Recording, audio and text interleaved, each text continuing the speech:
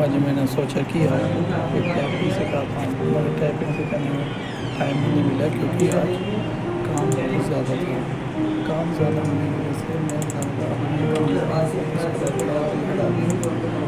काम निपटा रहा था।